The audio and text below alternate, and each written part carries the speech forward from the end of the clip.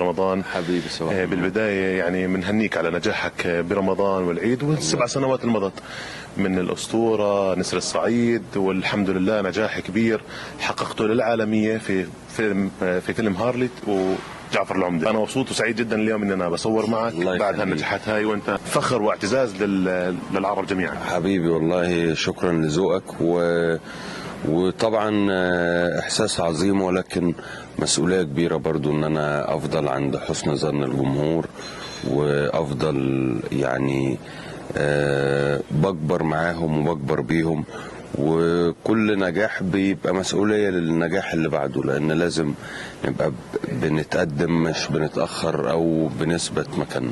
الحمد لله. بالنسبة للجالية العربية في امريكا وتوجه لهم رسالة؟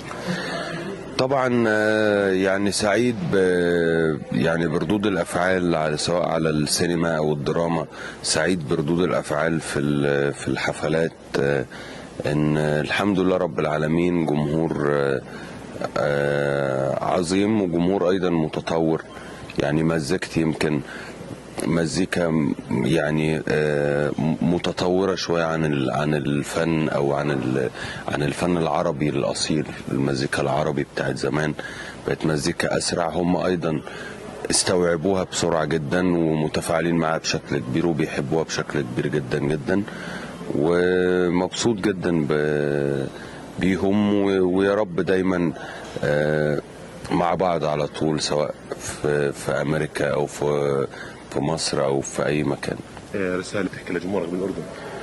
الجمهور الأردني الغالي طبعا جمهور عظيم، وجمهور مرافقني الرحلة من زمان وبيدعمني من زمان جدا جدا، وبيوصلني حبهم، ويا ريت برضو حبي يوصل له. اكيد الشعب الاردني بحبك وبيحكيك عربي، وانت بتشرف العرب. يعني احنا شفنا اللي صار بشيكاغو، الاستقبال اللي صار بشيكاغو، والسياره الطياره هاي اللي اول مره بالعالم تمشي على الارض ما نزل الا لعربي محمد رمضان. الله يخليك حبيبي، انا سعيد جدا جدا. شكرا لك كثير، وشكرا لك، وانا شكرا سعيد جدا بالمقابله. استاذ ساري جباره، بعيدا على الصعيد انك انت محامي، انت اليوم منسق الحفلات ومتعهد الحفلات. خلينا نحكي الاشهر في امريكا والاشهر في ولايه شيكاغو تحديدا. سيدي نحن مش الاشهر، يعني نحن مثلنا مثل غيرنا، الله يقوي الجميع. نعم. ونحن كلنا متعهدين، وبالعكس انا يمكن اضعفهم جميعا.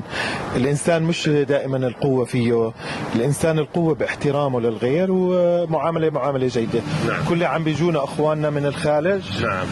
بيجونا قاعدين اصحابنا واصدقائنا هم اهلنا وضيوفنا.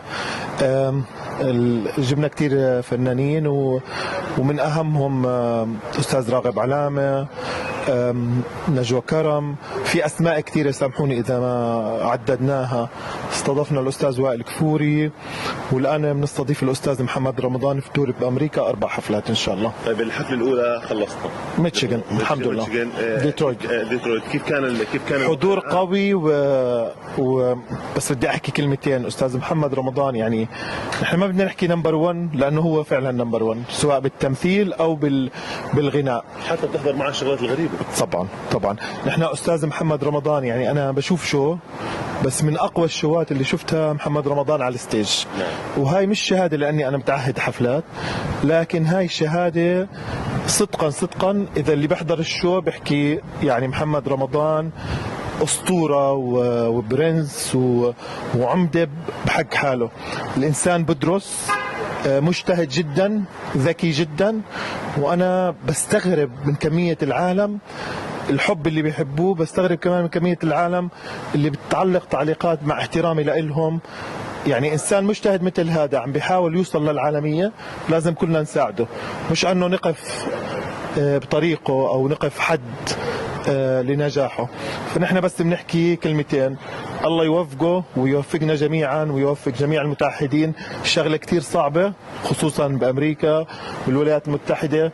نشكر كل جميع من ساهموا دائما بإنجاحنا.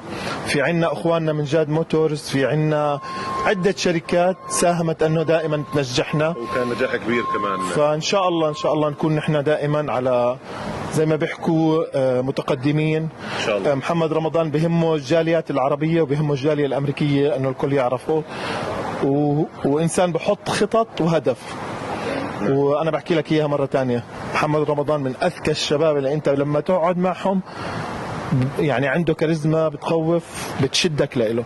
فان شاء الله للجميع التوفيق. شكرا لك كمان، شكرا للاردن ولموقع رؤيا نيوز، دائما بغطونا، وبالتوفيق لك بجولتك سيدي. ان شاء الله حبيبي. الله يخليك. الله يخليك.